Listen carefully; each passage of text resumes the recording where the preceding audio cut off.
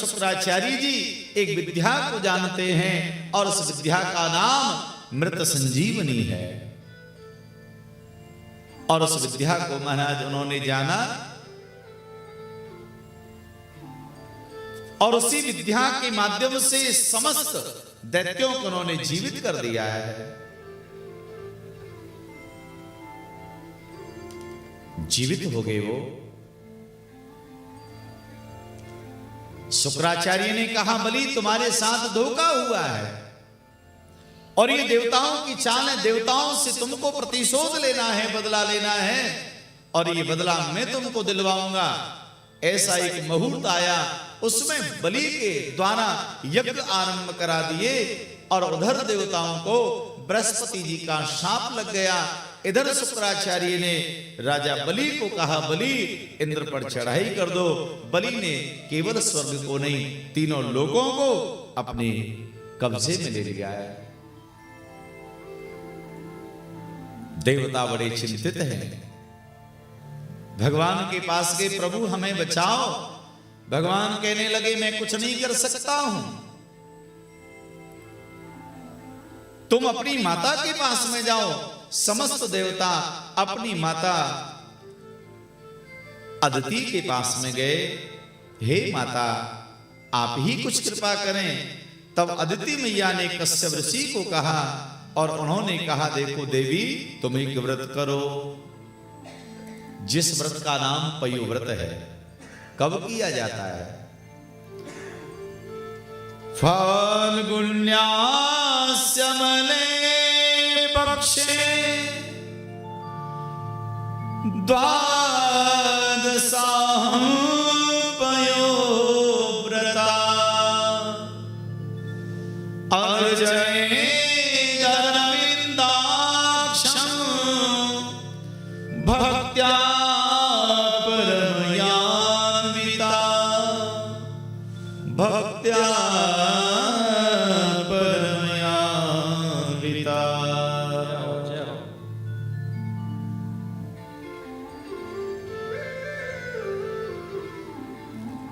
महाराज ये व्रत फाल्गुन के महीने में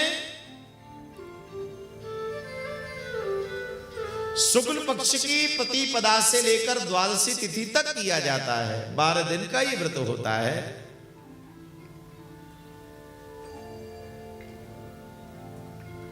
और 12 दिन तक केवल दूध का आहार लिया जाता है, जमीन में शयन किया जाता है, ब्रह्मचर्य का पालन किया जाता है, अनेक प्रकार के नियम हैं। कश्यप ऋषि ने कहा देवी अगर इस व्रत को तुमने किया तो इन 12 दिन के अंदर भगवान स्वयं तुमको दर्शन देंगे, वरदान मांगने को कहेंगे और उनसे जो भी वरदान तुमको मांगना हो वह वरदान मांग लेना। तो कहा ठीक है महाराज। अदिति मैया ने बड़े भाव के साथ इस पयोव्रत को किया है। आनंद के साथ में ये व्रत संपन्न हुआ। तो जो 12वां दिन था उस रात्रि को माता अदिति शयन कर रही थी। ठीक 12 बजे भगवान नारायण आज माता के इस पावन कक्ष में प्रकट हो गए और कहा हे माता तुम्हारे व्रत से मैं बहुत प्रसन्न हूं, वरदान मांग लीजिए, क्या चाहती हो? अदिति मैया ने कहा प्रभु वैसे तो मैं ऐसा पुत्र चाहती थी जो बलि से राज्य लेकर मेरे बेटा इंद्र को प्रदान कर दे, लेकिन जब से मैंने आपको देखा है अब मेरा मन हो रहा है हे नारायण आप ही मेरे घर में पुत्र बन करके प्रकट हो जाओ, आप ही पुत्र बन करके आओ।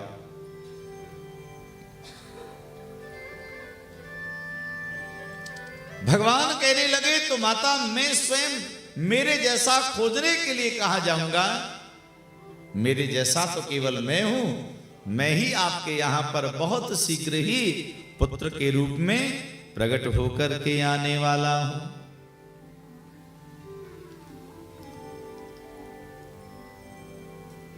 आहा। और ठीक भैया 5.5 महीने बाद ही जब भादों का महीना आया, भादों के महीना में शुक्ल पक्ष की द्वादशी तिथि को दिन के 12 बजे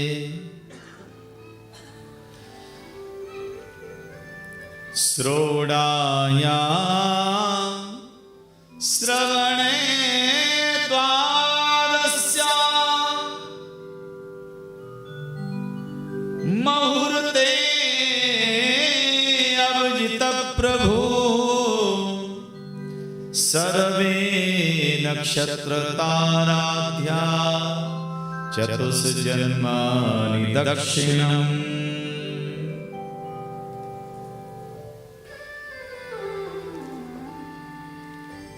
महाराज ठीक 12 बजे भगवान नारायण स्वयं वामन का रूप लेकर के आज प्रकट हो गए हैं। कितना सुंदर रूप है भगवान का।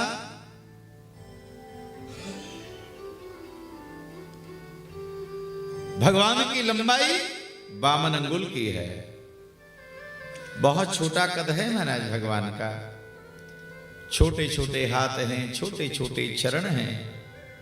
दिव्य भगवान का स्वरूप है। समस्त देवता भगवान के रूप सौंदर्य को देख करके महाराज मंत्रमुग्ध हो गए। आनंद आ गया महाराज। ऐसा रूप भगवान का कमाल हो गया जी।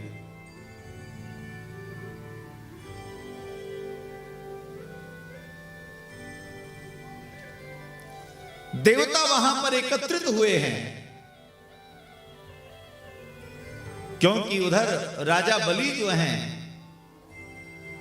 राजा बलि ने यज्ञ आरंभ कर दिए। क्योंकि शुक्राचार्य ने कह दिया राजन अब तुम इंद्र बने हो थोड़े समय के लिए,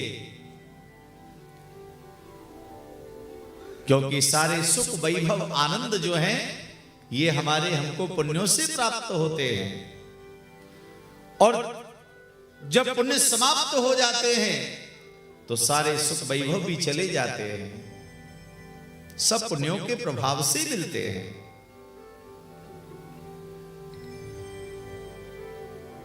महाराज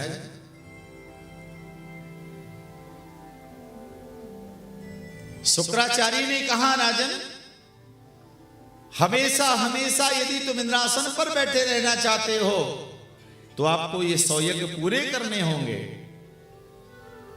99 यज्ञ राजा बलि के पूर्ण हो चुके थे, 100वां यज्ञ चल रहा है।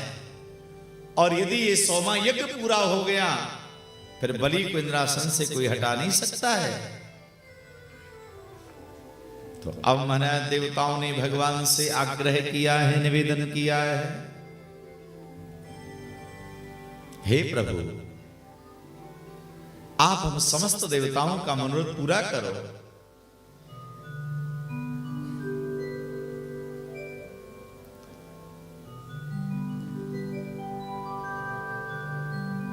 आप राजा बलि के यहां पर जाओ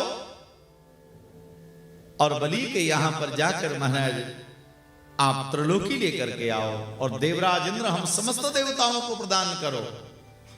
फिर से हम संपन्न होना चाहते हैं। तो समस्त देवताओं ने भगवान वामन के लिए कुछ ना कुछ उपहार दिया है। तम बटुम वामनं दृष्ट्वा मोदमाना महर्षया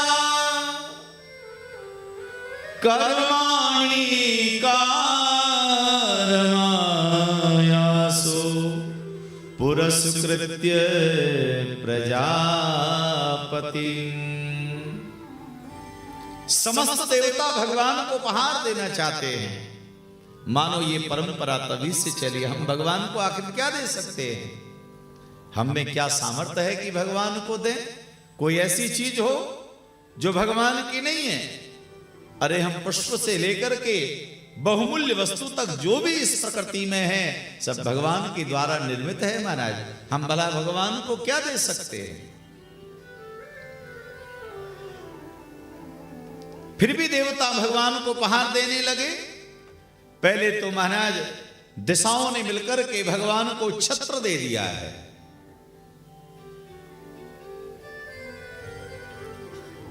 कश्यप ऋषि ने भगवान के लिए सुंदर चरण पादुका प्रदान कर दिए। माता अदिति ने उनके लिए एक कौपीन धारण करा दी।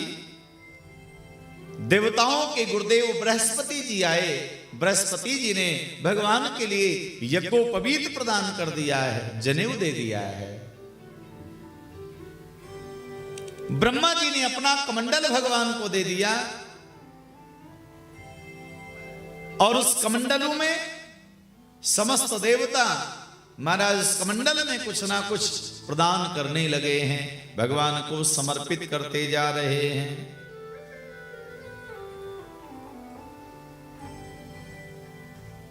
और उसी समय महाराज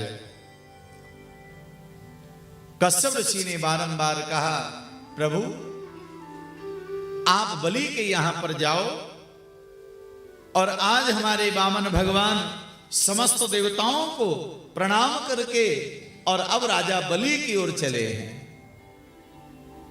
राजा बलि इतना समृद्धशाली है, इतना प्रभावशाली है। राजा बलि कोई साधारण नहीं है महाराज। ये बलि जो है श्री प्रहलाद जी का नाती है, प्रहलाद जी का पौत्र है, जिसके बाबा भगवान के अनन्य भक्त हों तो नाती क्यों नहीं हो सकता है? बहुत बड़ा भक्त है। यहां तक बलि के पिता प्रहलाद के पुत्र महाराज विरोचन, उनकी ख्याति बहुत बड़ी थी। श्रीमद् भागवत में विरोचन जी की कथा बहुत संक्षिप्त भाव से है, लेकिन स्कंद पुराण में ये कथा बहुत विस्तार से है। महात्मा विरोचन प्रहलाद के पुत्र हैं, बहुत बड़े धर्मात्मा पुण्यात्मा हैं।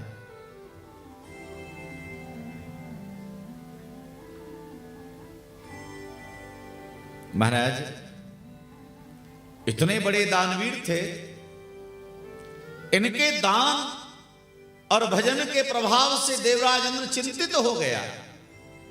देवराज इंद्र ने देखा कहीं ऐसा ना हो कि हमारा ये सर्वस्व चला जाए, सब कुछ हमारा चला जाए।